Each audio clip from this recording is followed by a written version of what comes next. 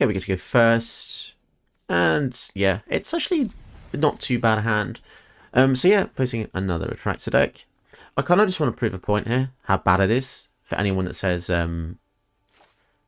don't keep facing Atraxa. Well, here on the MTG Josh channel, you'll be facing Atraxa a lot, like literally every other video. Every other video is Atraxa or the other Atraxa or Ragavan. So there you go. That's the state of the game right now. I've heard from a lot of viewers how bad it is. It's not just me. The game is just in this horrendous position right now. Okay, so get rid of their Inquisition. And I think we get rid of... They don't have any black mana, so the Narset. And yeah, the Liliana is dangerous, but the Narset stops the Yawgmoth. Okay. So if we can beat an Atraxa player here, I'm going to be very happy. They still don't have double black. Land would be nice, though. Swords to Plowshares, of course.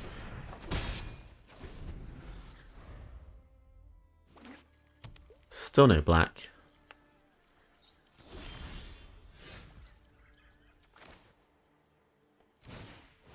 Yeah, that was really lucky that they top decked that, to be honest. Like, we took away two really strong cards, and turns out we didn't really have a chance, really. Experimental Augury. So they're going to get Atraxa in the following turn. So the only way we can really get around is if we get a Swamp, we can play it, and then we can kill the Atraxa.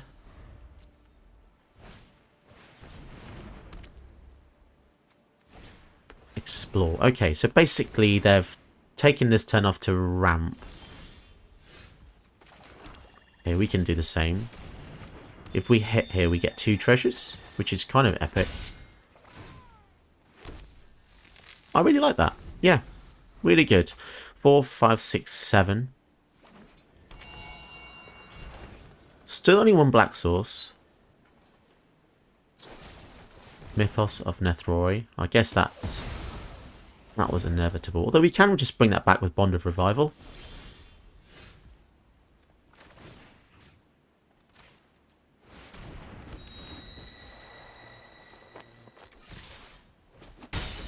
Get some more treasures. And these treasures are going to be invaluable because they just allow us to cast Sheoldred over and over again. River's Rebuke. Oh my effing jeez.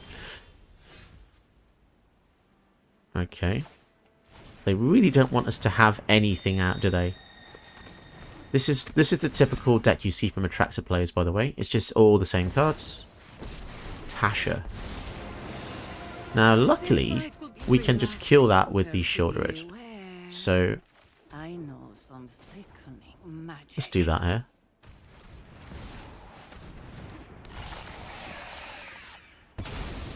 Gets rid of that. And I think we should probably still attack. I mean, this is going to go down to a 2-1, but it doesn't make too much difference. We still get 2 treasures. So yeah, we are legit keeping them in check. 9 in the graveyard, so we can even flip Sheoldred. They're in trouble here unless they can get rid of our field for the second time with another River's Rebuke. Bloodchief's Thirst. Okay. Oh. Actually, we can actually get it back with the Unseal the Necropolis. So let's decline that. Yeah, let's do that now. So each player mills 3. We can get back up to 2 creatures. We've only got 1 sadly in there, but okay, let's swing in.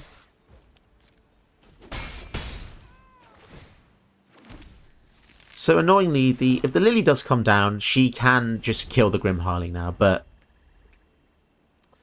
you know, it's gotten us so much mana this game for about 8 mana, I think. So you know that if they play Atraxa, we can just kill it as well with the Grim Hireling. Because this is just black, sack X treasures, kill a thing, which is pretty awesome.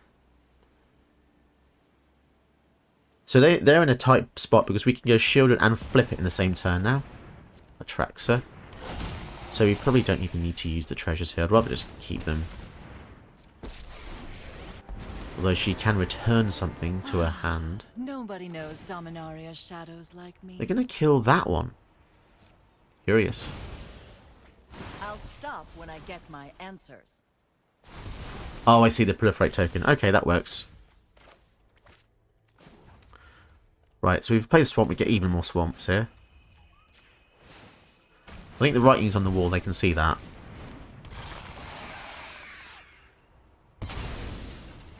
Then we can flip it right now. Amazing. Flipping it in the same turn. And you know what? This is absolute pleasure killing Atraxa because that's just the nemesis of the format and it just gets worse each season, every set that comes out. Crazy. Wow, they're going to proliferate this, are they? Madness. Holy crap. And we can also make them kill the Atraxa again. Yeah, they're just dead. And it brings me so much joy. But it's not very often. So yeah, now we get to bring all creatures back if this flips, which is going to be really crazy. Although saying that's only two things, because they don't... Oh no, we get the Sheoldred back though, don't we? And then, yeah, Sheoldred comes back, makes him sack. Awesome. Right. Let's draw some cards here. And then we can just pump the Forspawn Paladin, giving it +2, and that's lethal. Hello, welcome to today's video. It's Sheoldred, the brand new Black Praetor from March of the Machines. So this is the final Sheoldred. She's, spoiler alert, she's dead. All the Praetors are dead now, but who knows, maybe we'll see her again. In this artwork, she looks kind of weird, like she's a long, squiggly monster now. She seems to have lost her giant legs or whatever she had before. But yeah, the deck is kind of interesting because you can secretly make a mill deck using this card, and there's a few ways you want to build it, but we'll go through that. We'll just look through how many words she has in her first, because she has a lot of words. Menace 4/5, so you could in fact make this an equipment based deck. It's not impossible. There are a few swords in here. Sword of Forge of Frontier and Body and Mind. This is important, and remember this when we come back to this later, because this says mill 10 on it. So when she comes in, each opponent sacks a non-token creature or planeswalker. This can be good and it can be bad, because if they have like let's say a Kraken token, which is an 8/8, and you cast Sheoldred, they aren't going to get rid of that token, which is bad because that token is probably going to kill you. And then she's got 5 mana ability, exile her, then return her to the battlefield transformed, only if an opponent has 8 or more cards in the graveyard. This is where the mill aspect comes in, and this is where I wanted to mill my opponent in order to flip this easier. So when she does flip, so many more words. For each opponent destroy 1 creature or walker, really good. Then phase 2, each opponent discards 3, then mills 3, which is kind of insane. Discarding 3 is a lot. It's a heavy price to pay. And -3, put all creature cards or more graveyards on the battlefield on your control, and then flip her back into Sheoldred, and then she sacrifices another creature. It's lunatic. This card is just a lunatic. It's crazy. So remember earlier when I was talking about the mill aspect, there's a few ways you can do that in the deck. So let's use the filter. So on the early side, we've got Annoying Vermin. Comes in, just mills somebody for 2. And when it dies, target creature, you don't get to get -1/-1. Not too bothered about this, but it's just a little something to start the milling off, because you want to just do something, essentially. So Sword of Body and Mind mills 10, and you get a 2/2 wolf, which is really good, because one hit with this and you'll be able to flip Sheoldred the following turn. Round Break is interesting. You can make them mill 3, and then you can put a land from the graveyard onto the battlefield under your control, which is pretty relevant. And the 10, which is probably unlikely you will ever do, but you can put any number of Praetors from your library into play. We don't actually have any others in the deck, but you can build around that accordingly. We're mostly using this for the top ability, which is Ramp. Pretty good. Unseal the Necropolis. Each player mills 3, then you can return 2 creature cards and go over to your hand. So this is self-mill, but it also mills them, and you can return 2 creature cards. It fills the graveyard for when you want to reanimate them all with phase 3 here. So there's a lot of things going on there. Mind Drain, pretty simple. They discard 2, mill a card, lose 1, you gain 1. And Demogorgon's Clutches, target opponent mills 2, discards 2 and loses 2. So yeah, it's just not many ways, but there's just a few ways just to keep the their graveyard filled. One thing you want to be careful of is we have one copy of Paducah Bog. You want to play this as early as you can, really, to be honest, because it's a bit of a nunbo with your commander, but it's needed against loads of graveyard recursion decks. And I've just realised on the artwork of this card, there's an old dead ginger man on there, which I've never seen. I've played this game for like 12 years. I've played this card for years, and it's only when the card art is blown up that I can see there's a dead man on it, and his beard is still strong. Like his hair is still strong. Something else we have in the deck we want to utilise ETBs a little bit. So we've got Panharmonicon to double the triggers. This doubles the trigger of Sheoldred. We're not too bothered about this. It's not an ETB deck, but there's a few little things here and there that will benefit from this being utilised. And yeah, it's actually a really fun deck, pretty strong, and I really do enjoy this. So tell me what you guys think in the comments below. The deck list will be there for you to peruse and have a look and change and tinker and play with. If you feel like you got some value from my video today, then why not press that like button, and you can also subscribe to the channel, which really helps me beyond belief, helps me get into the algorithm, get into other people's feeds. And then if you really want to be helpful and be nice and lovely, you can also donate to me via Ko-fi or directly on YouTube, and you can donate as much as you like or as little as you like. And all that's done, let's get into the gameplay. Okay, so luckily our Sheoldred can actually kill planeswalkers. Starting out isn't too bad, to be honest, because we've got a way to draw 2. We can make them sack a planeswalker. We can make them discard. There's actually a lot of good things going on here. We just need another land to kind of ensure what we can do. This artwork's really nice. Although the artist's name is regrettable. Isis is the name. Although it is, to be fair, it was an Egyptian goddess first. Okay, so Reckoner Bankbuster. This is becoming quite the staple. I've seen this in a lot of decks, even decks that don't have creatures. So do we want to draw 3, 4, 5, 6, 7, 8, 9? I don't think we need to draw yet. Let's try and go for the Signet.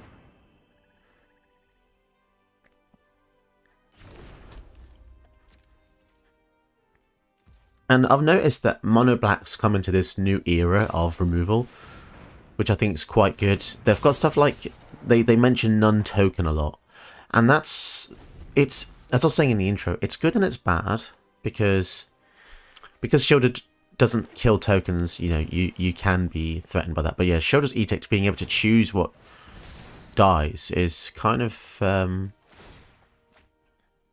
really versatile.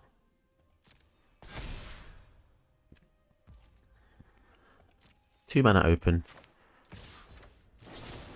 Let's see if we can make them sacrifice this Fairy Vandal. I really don't like facing mono blue decks, but there's not much we can do about that, is there, to be honest? We missed a land drop, so maybe getting the Hiling out would be good, because if this hits you get 2 treasures. I really like this card. It's really powerful. You don't even need to hit with the Grim Hiling itself. It can just be legit anything. If we lose it, we can also bring it back with the Unseal the Necropolis. We don't have any more removal in hand, so we're going to have to rely on the Sheoldred here. Mystic Archaeologist. They can not crew the Bankbuster. So we've got 5 mana. Let's see if we can resolve the Realm Breaker here.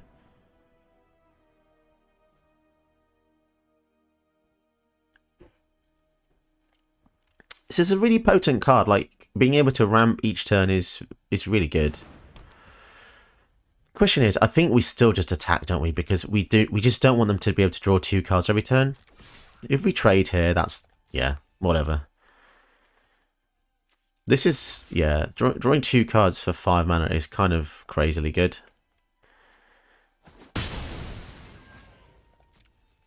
Okay, so they do gain 200% damage output there because they played a 2-drop, traded with our 4-drop, but their ceiling is really high, drawing 2 a turn.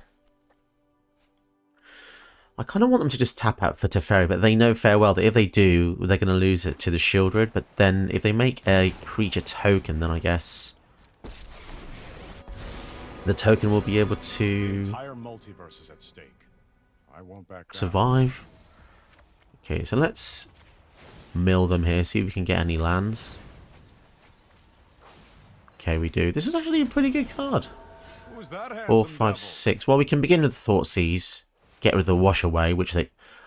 You know what? I'm sick of this. They always have Wash Away. Every single time. It's stupid. 4, 5, 6. So they play a land, they can go for the Hullbreaker Horror, which is just awful. 6 cards in the graveyard. So 2 more, and we can flip Sheoldred. Do they just leave it open there, 5, 6, 7 for the Hullbreaker Horror, or do they can counter, they can bounce? So many choices they can do. And then after that, yeah, yeah, the Hullbreaker Horror. I'm just trying to get over the fact they had the Wash Away in hand. As is customary with every blue deck we face, you must also always face a Wash Away.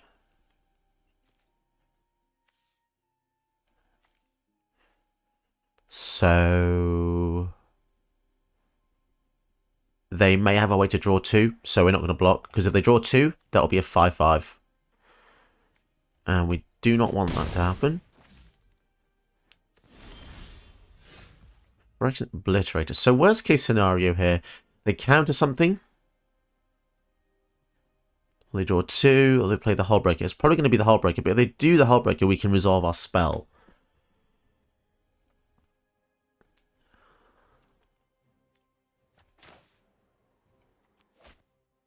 Right, let's try and go for the Sedgemoor Witch.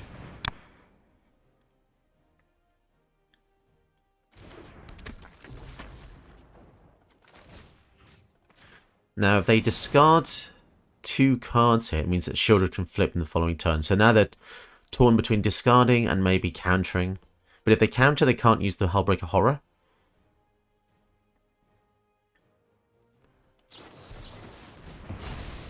Okay, so they are just going to go for that.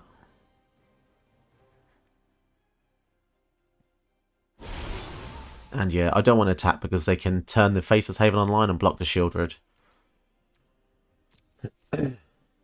Yeah, I'm not happy about this. Thirst for Knowledge, wow, they had another way to draw 3 as well.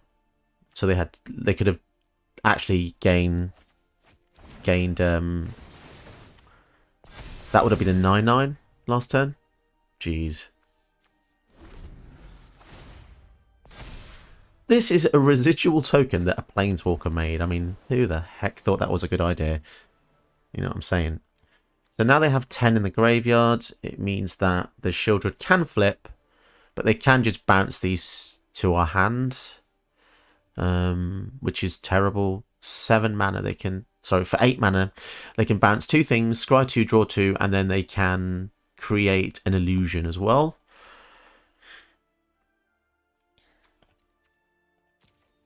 Yeah, this is quite crazy how powerful it is. When I made my own Teferi video, you know, I realised how strong it was. It's just such an easy passive. Pay 3 life. They're going to return those 2. Interesting. And they know that Sheoldred can't kill tokens, and this was my exact issue I had before.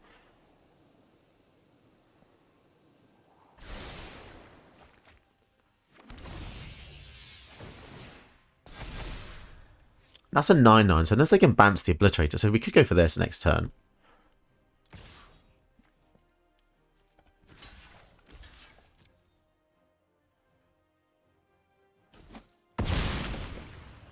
That's a shame. That is a shame. Oh, okay, so we've got Obliterator plus Grasp.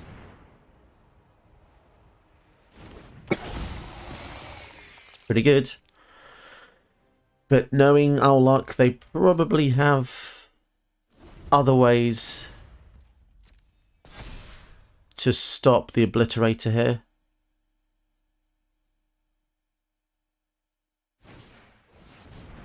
Oh, they're just going to bounce it to our hand. Let's see if we can kill the 10-10.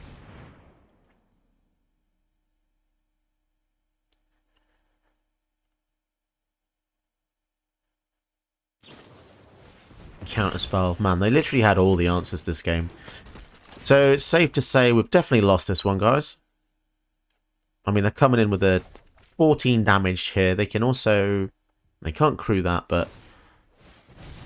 Drawing a card, 14. So the only way out of this would be some kind of board wipe. I think, otherwise we die in the next combat.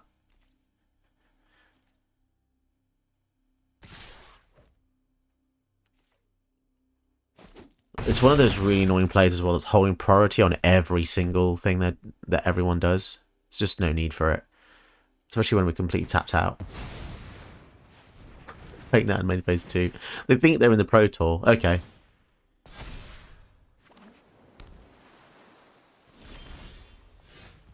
So we can redeploy this, but it's unlikely that we have it on the field because they can go 7 mana for the Hullbreaker Horror and then cast any other spell and then bounce it to our hand.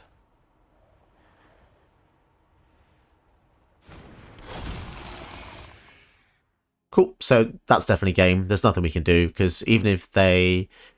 So let's say we block the 12. They still kill us with the rest of the damage and we can't deploy any of the blockers. So yeah, they got us there.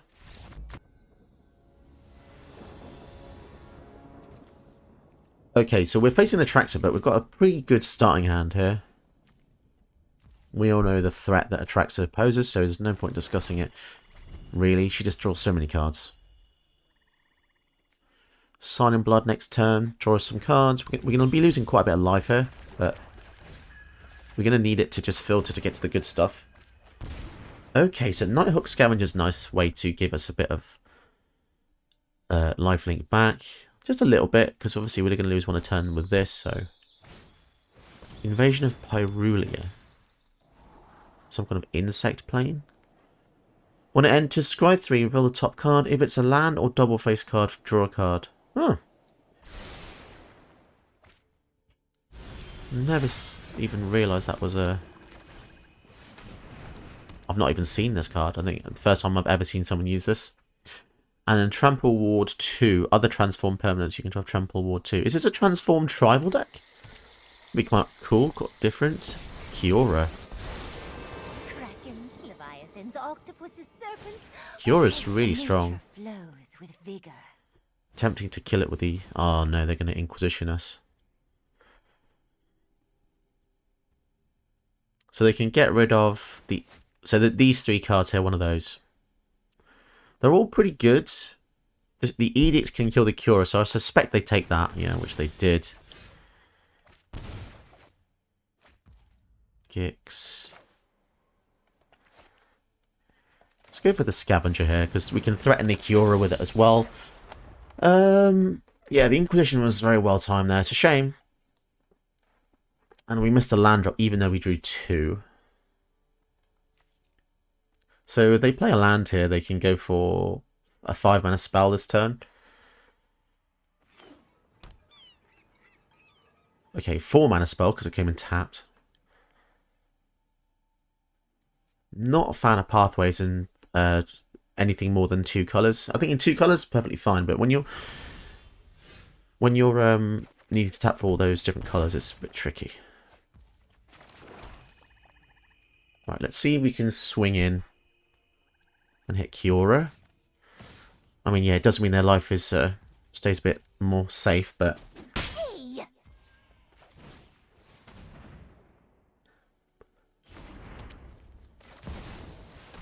You could argue that maybe we should have just swung at them, but then it would... Because we have Sheoldred coming soon, but... I don't know. I just want to stop them from abusing it too much. Heartless Act, okay. So they were saving that for the Scavenger, weren't they? But they see the raw power of Gix, so it kind of makes sense, because Gix can just get out of hand. I'd really like to kill the Kiora. We can if this survives, but it's unlikely. Oof, Ashiok. They're probably going to bounce the Scavenger.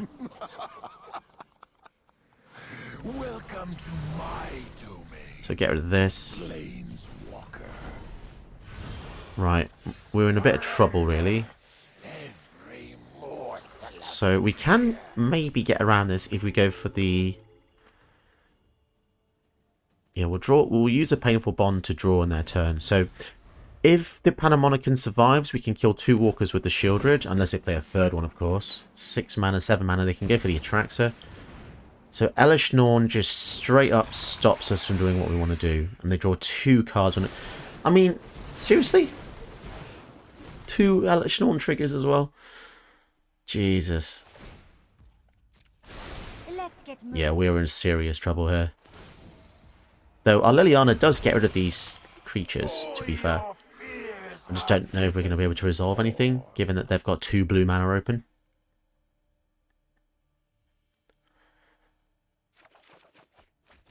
Okay, Mind Drain. Thoughtseize would be great here.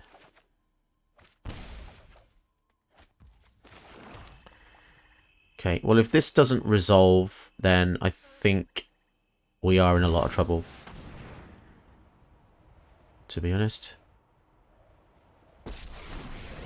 Okay. I require servants. Your corpse will volunteer. Yeah, they got super lucky there with the Elish Norn. From battle to the grave. Because it delays... It just delays us.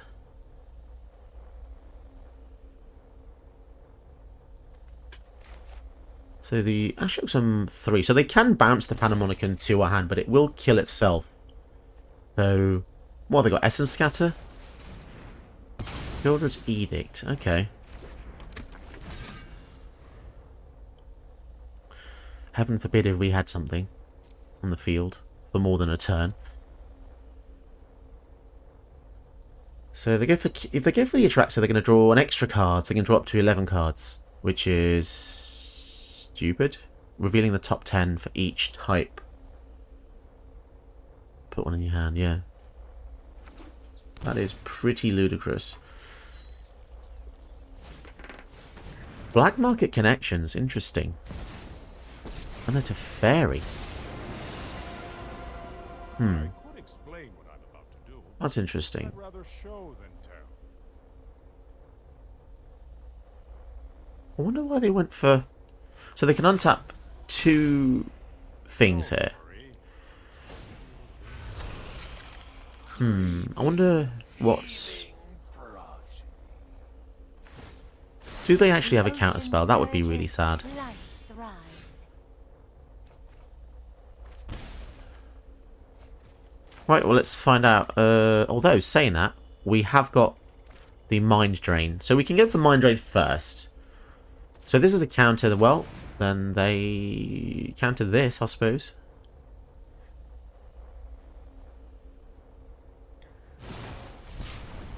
So it was a Proliferate spell. Okay.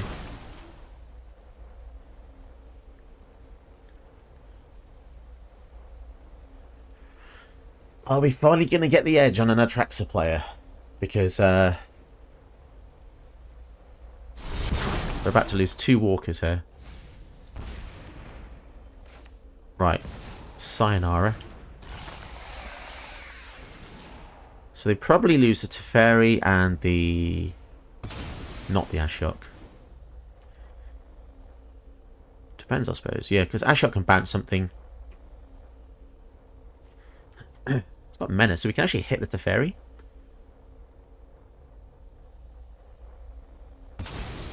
What? Wow, okay. Looks like they're trying to go for the ultimate here. I'll show you how it's done. Which is pretty much would end the game. Down to 16. So if they kill the Sheoldred, we can actually recast her, making her get rid of 2 more things. That would mean 4, 5, 6, 7. Okay, so it takes the whole turn off to do this Atraxa play. See what they hit. Wash away.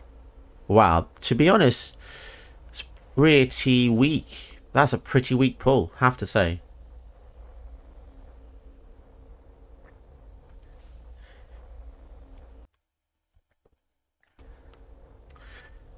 Yeah, Atraxa's just kind of turn your brain off, isn't it? Like, you just do your thing, you run out of cards, you go to the gas station, fuel up again. Yeah, Atraxa is basically a, you know, gas station. She goes and picks up the fuel you need, and you can keep driving again.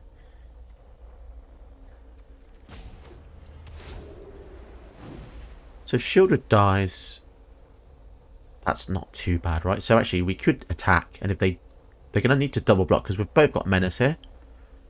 They're going to gain 7, but I think their life is kind of meaningless in the terms of... Oh, but then now they have the blue mana open as well, and another one, so... Cruelty of Gix, and a Grim Hireling as well. They've only got 2 mana open.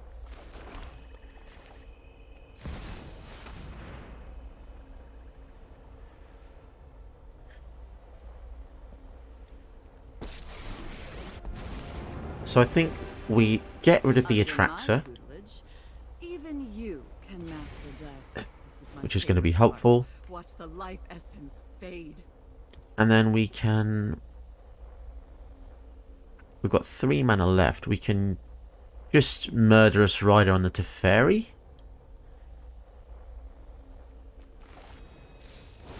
I think that's the play.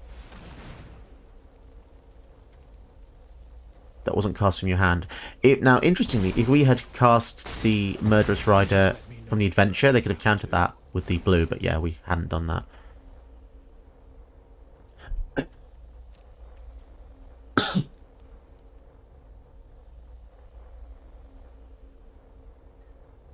So we would have lost 2 there, but Professor Onyx says we gain 2 when we cast a spell, so it's all good. Leyline... Wow, they actually had all the mana to do that as well. They're going to Leyline on the Sheoldred. Okay. That's kind of crazy for 1 mana, because they had... Apparently they had all the land types, which is insane. Now, if they go for Atraxa again, I think we could just get away with Meathook Massacre here. So they're going to attack both into Professor Onyx. Sort of thing. They didn't want to get a creature here, obviously. 4, 5, 6, 7, 8, 9 to get her out again. Lotus Cobra. So by the looks of it, they just want to basically counter our things with the Wash Away, which is it's not looking good, guys. Like, the fact they already have such an advantage over us anyway, you know. They can get the Gix out of the graveyard as well. For the -2. Not happy about that. Really.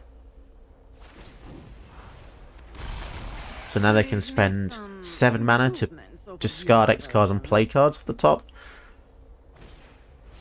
Explore. And annoyingly, they're going to do all this and still have the Wash Away up as well.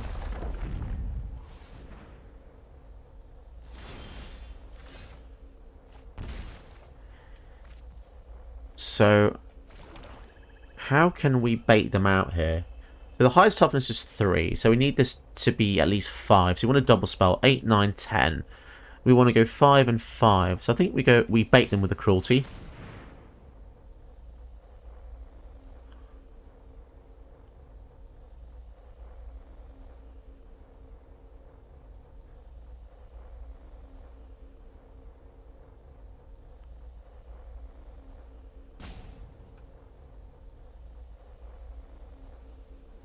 Four, 5.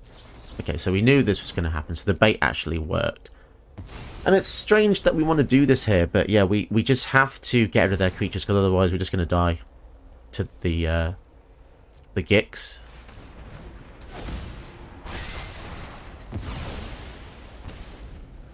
Down to 9. And the only way for them to really kill us is with the gain life back is with the Atraxa.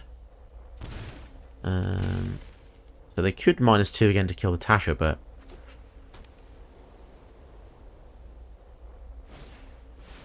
Oh, they're going to get rid of the Panharmonicon? Damn, that's a shame, because then now we can't double kill. Invasion of Zendikar. So Elspeth Conquers Death has got so many targets to revive, which is kind of terrifying. Yeah, that was a really lucky hit that they got there. Don't try anything Search more cheeky witch. So what do we want to do? Okay, let me think about this for a sec. So they can -2 getting something back. But what do we care about? We mostly care about killing them. They're at 6, right? So we could just do this, kill the Tasha. And if they don't get rid of... So Sheoldred's got Menace as well. Let's go for the Grim Hireling.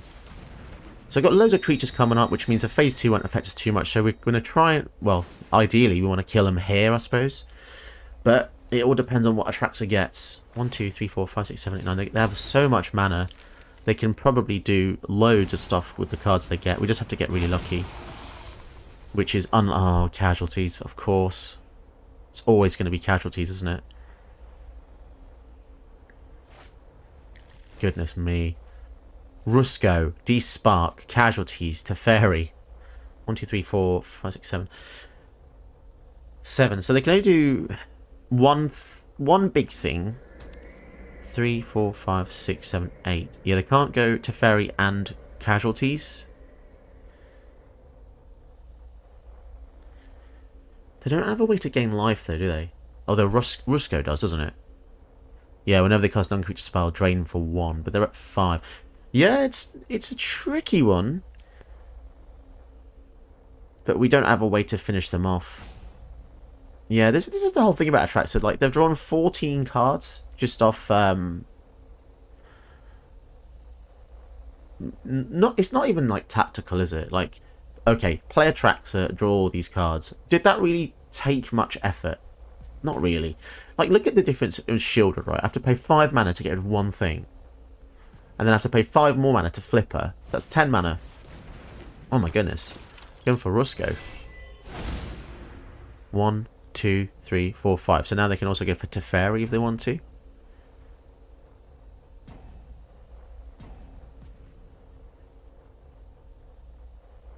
Or D-Spark? Okay, D-Spark. Damn, this is a real shame, because if we had Panamonican, we would have been in a really solid position right now.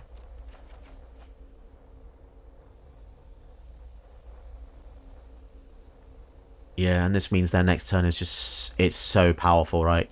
When they get to untap all this stuff, it's just crazy. They can also go for the Curse of Silence as well, which makes Sheoldred cost 11. Oh, dear.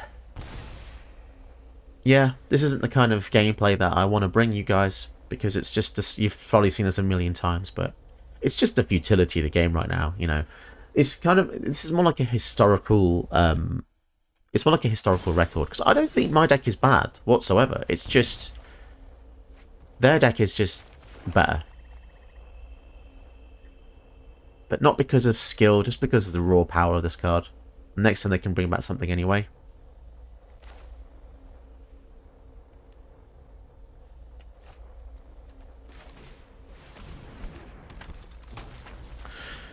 Well, I suppose we can get rid of the casualties.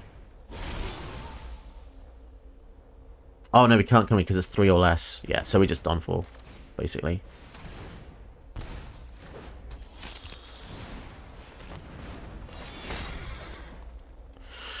And obviously they've got the Rusko. So it's 2 toxic things in one. And the Rusko just basically says, in a few turns, draw 7, which is exactly the same as Atraxa. And now they're going to return anything. So yeah, I think I'm just going to concede here, because they can just get back Ashiok, Elish Norn. Yeah, I'm going to concede. It's just, there's nothing we can do. Ashiok can ban something, exile it. Casualties of War and Teferi in the same turn. There you go. Did you know that you can help my channel by watching another one of my videos? Go ahead, you know you want to.